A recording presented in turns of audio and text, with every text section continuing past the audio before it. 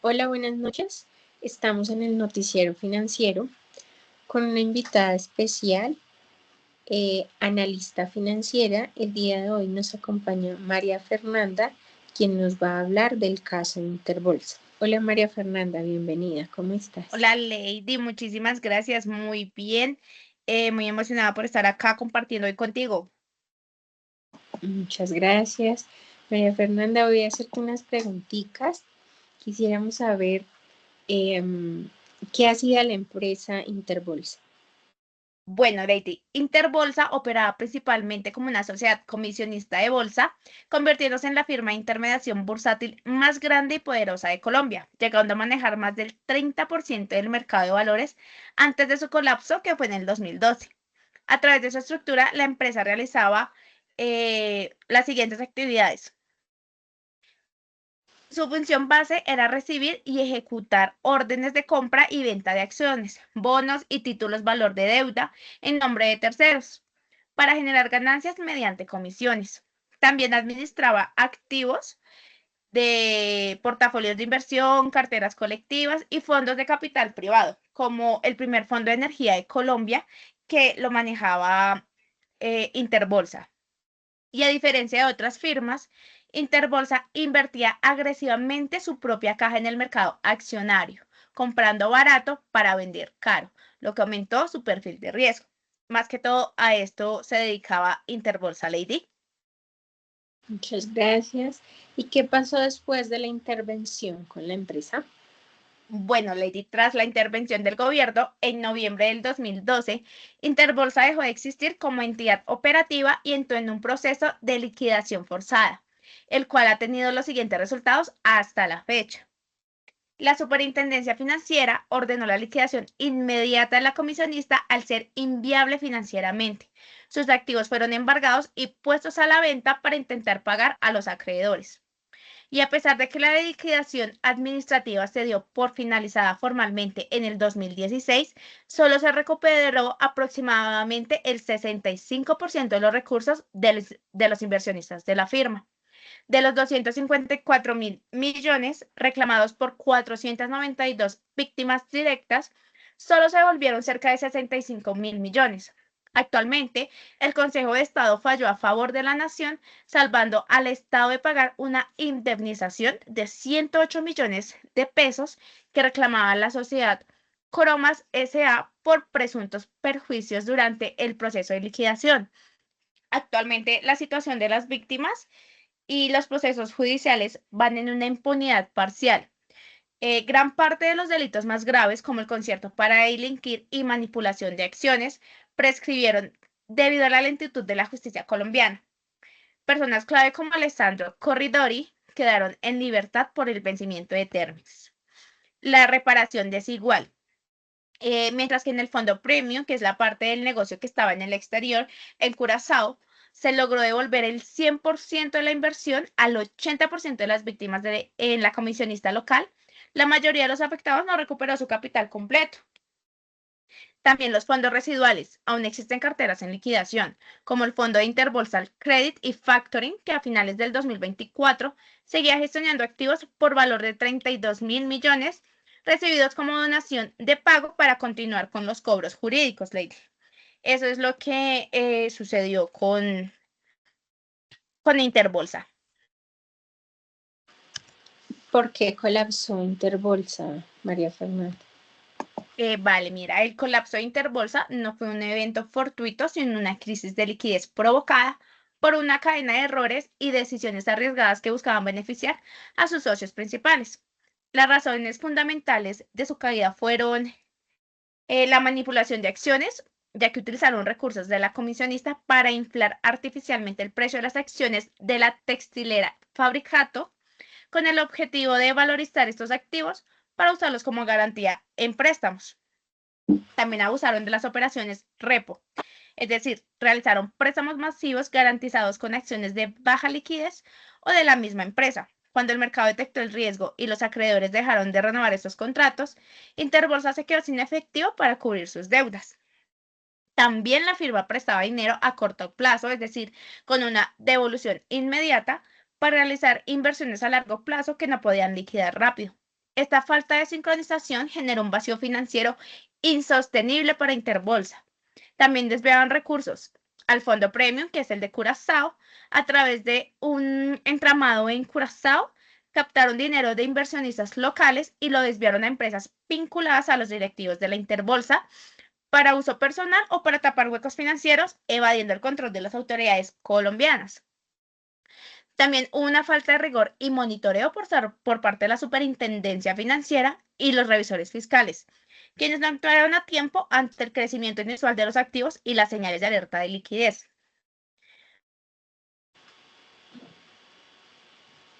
¿Qué falló en el sistema, María Fernanda? Bueno, Lady, para que un desfalco de tal magnitud ocurriera, no falló una sola pieza, sino toda la cadena de control que debía proteger a los inversionistas. Los fallos principales en el sistema colombiano fueron la reacción tardía de la superfinanciera. La Superintendencia Financiera de Colombia tenía señales de alerta desde hace años. Por el crecimiento inusual del precio de fabricato era evidente, pero actuó bajo la premisa de el mercado se autorregula. Solo intervino cuando la empresa ya no tenía un peso para pagar sus deudas.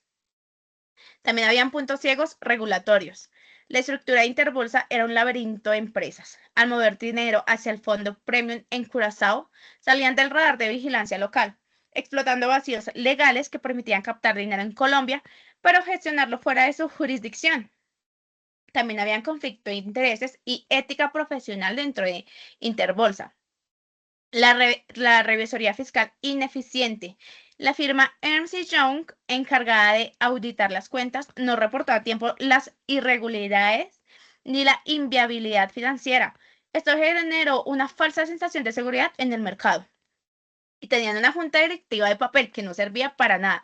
Los directivos no ejercían un control real sobre las decisiones de alto riesgo de los socios principales, permitiendo que la ambición personal de unos pocos pusiera en riesgo el capital de miles de personas.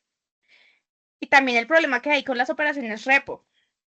Con la falta de límites, el sistema permitía que una comisionista usara acciones de una sola empresa como garantía para préstamos masivos de forma desproporcionada. El riesgo de liquidez fue totalmente ignorado. El sistema bursátil no previó qué pasaría si todos los acreedores pedían su dinero al mismo tiempo. Al ser acciones difíciles de vender rápido, el sistema se bloqueó. Y la lentitud del sistema judicial. El fallo más crítico post-colapso fue la demora en los juicios. El sistema judicial colombiano permitió que muchos delitos vencieran por el paso del tiempo, lo que resultó en penas mínimas o libertad para varios responsables. Eso fue lo que ocurrió después de la intervención, Lady. Muchas Listo, Lady. gracias. Bueno, Lady, ahora quiero que tú me comentes un poco del caso de ruptura del actual gobierno de Colombia con el Banco de la República, Lady. Quisiera saber cuál es el conflicto que existe. Bueno, pues el hecho central es que el Banco de la República subió la tasa de interés en 100 puntos básicos y la decisión fue públicamente cuestionada por el presidente Gustavo Petro y el ministro de Hacienda, que piden mayor coordinación con el gobierno. Vale, Lady. ¿Y por qué es importante la independencia del Banco Central? Bueno, la importancia de la independencia del Banco de la República radica en su capacidad para aislar las decisiones sobre la oferta de dinero de las presiones políticas de corto plazo. Históricamente, en Colombia, este diseño institucional, nacido de la Constitución de 1991, ha sido el garante de la estabilidad macroeconómica. La autonomía técnica permite que los miembros de la Junta analicen variables complejas como la brecha de producto, la inflación de servicios y los desbalances de las cuentas corrientes sin sesgos de necesidad de financiamiento del déficit fiscal del gobierno de turno. Según los artículos 371 y 372 de la Constitución, establecen que el Banco de la República es la autoridad monetaria, cambiaria y crediticia, dotado de autonomía administrativa, patrimonial y técnica. el artículo 373 es tasativo al señalar que el Estado, por intermedio del banco, velará por el mantenimiento de la capacidad adquisitiva de la moneda. La ruptura actual pone en peligro este mandato, ya que el Ejecutivo ha cuestionado la meta de inflación del 3%, calificándola de imaginario absoluto, que no tiene sustento en la realidad productiva del país. El cuestionamiento de la independencia no solo se da en la esfera de las tasas de interés, sino que existe una preocupación creciente por el control de las reservas internacionales y la posibilidad de que el banco se convierta en prestamista directo del Estado para financiar proyectos de infraestructura o de transformación social, una práctica que la Constitución restringe a la aprobación unánime de la Junta Directiva. El debate público en abril del año 2026 ha escalado a tal punto que ha propuesto reformas a la Ley 31 de 1992 para transformar el marco regulatorio del banco, buscando que sus objetivos no se limiten a la estabilidad de precios, sino que incluyan explícitamente el crecimiento económico y el empleo. Lady, ¿y qué riesgos existen? Bueno, pues actualmente tenemos varios riesgos. Entre estos está el riesgo de inflación, política monetaria y credibilidad. La ruptura institucional genera una serie de riesgos sistemáticos que los analistas y los mercados financieros han comenzado a descontar con severidad. Estos riesgos se retroalimentan, creando un ciclo de desconfianza que afecta directamente el costo de financiamiento del país. Tenemos otro riesgo, como lo es el riesgo de inflación y desanclaje de expectativas. El riesgo de inflación es quizás el más tangible para la población. A pesar de los esfuerzos del banco por controlar los precios, factores internos y externos han mantenido la inflación por encima del 5% durante el primer trimestre del año 2026.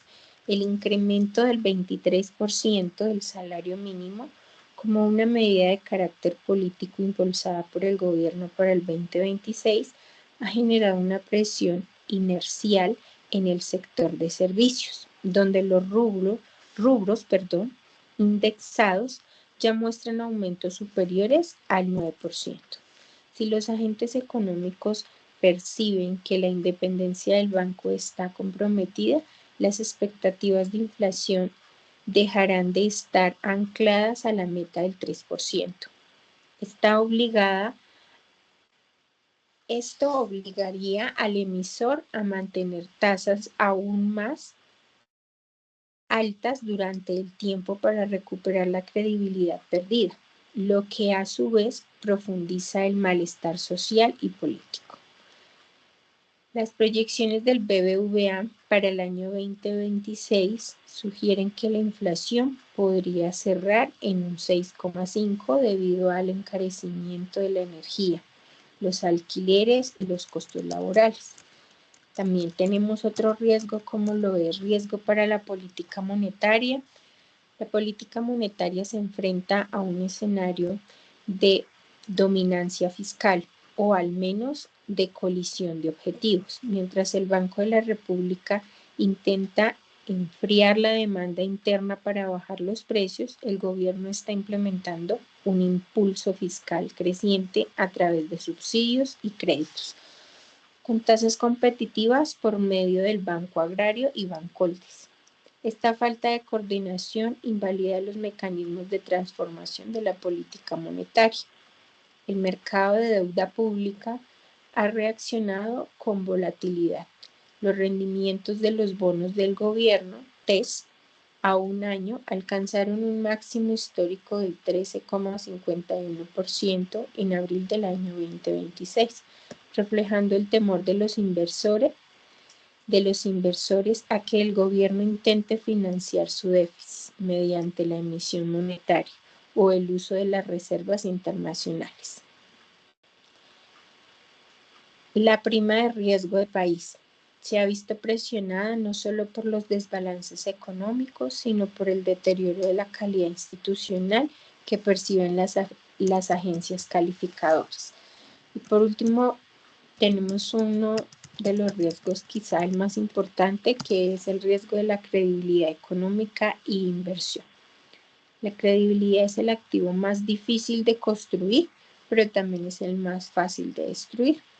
Colombia ha sido históricamente reconocida por su ortodoxia macroeconómica y respeto a las instituciones. La ruptura actual envía una señal de alerta a los inversores internacionales. Informes de abril del 2026 destacan que la inversión en Colombia equivale apenas al 17,5% del Producto Interno Bruto, el nivel más bajo de 2 décadas, debido a la incertidumbre regulatoria y el deterioro del origen público. Un riesgo adicional es la fuga de capitales y de personas con alto patrimonio. Se estima que en el último año aproximadamente 150 millonarios emigraron del país, lo que representa una salida de riqueza de aproximadamente $1.000 millones. Este fenómeno se vincula directamente con las reformas tributarias agresivas y el riesgo cambiario percibido ante la inestabilidad política.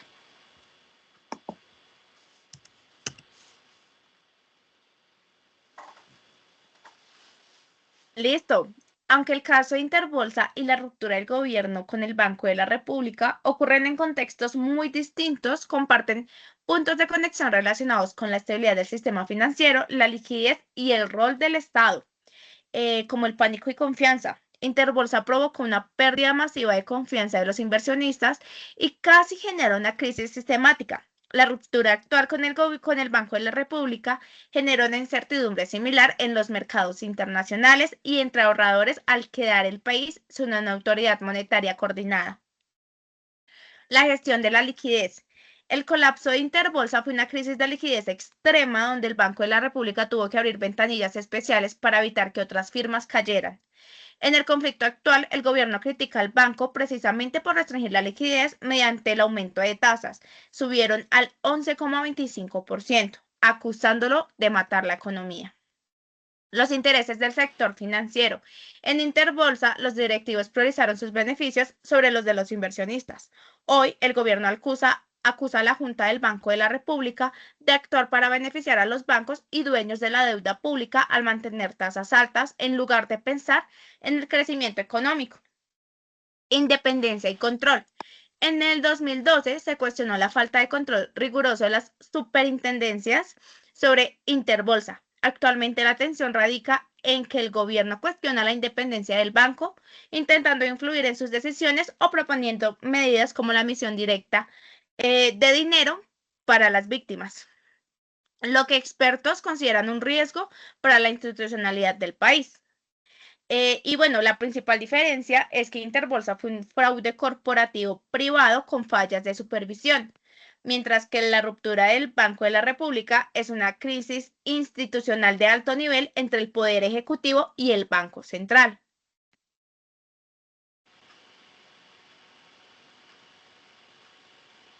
¿Qué enseñan sobre la estructura financiera colombiana?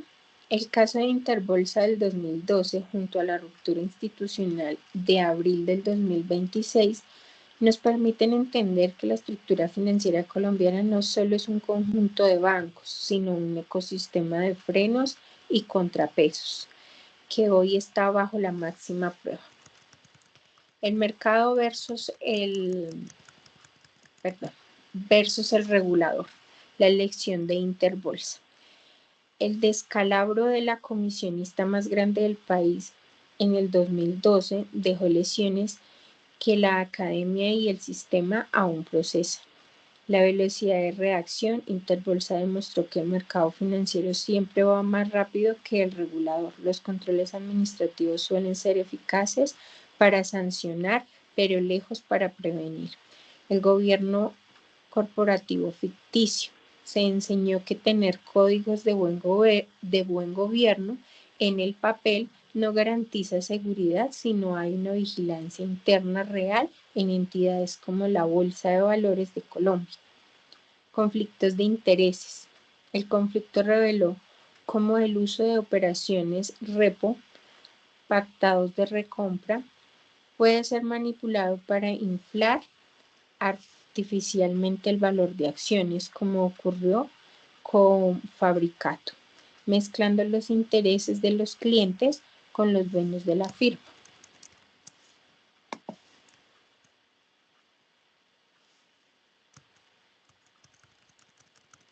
Por último, tenemos las recomendaciones. Entonces, las recomendaciones para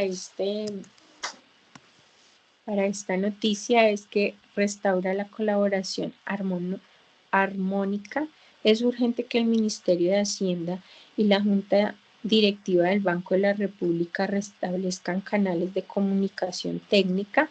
La ausencia del Ministerio en las sesiones de Junta solo profundiza la incertidumbre y dificulta la coordinación necesaria para manejar choques de oferta externos, como el conflicto en el Medio Oriente. Blindar la autonomía técnica.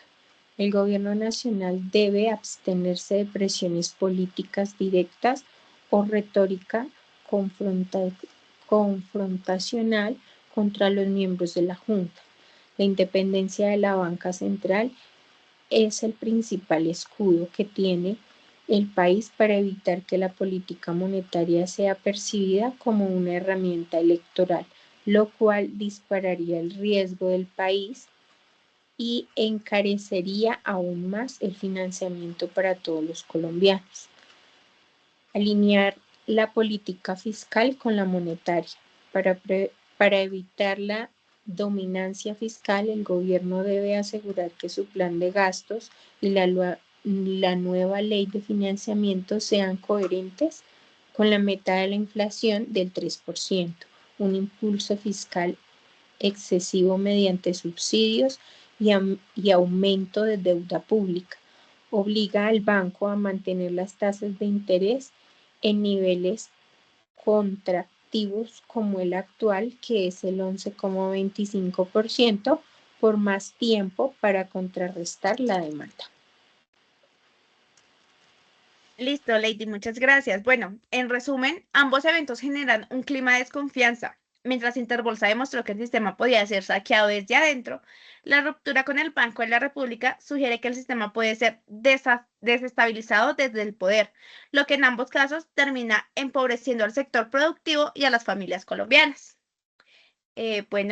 Muchas gracias por vernos. Con eso terminamos el noticiero del día de hoy. Gracias.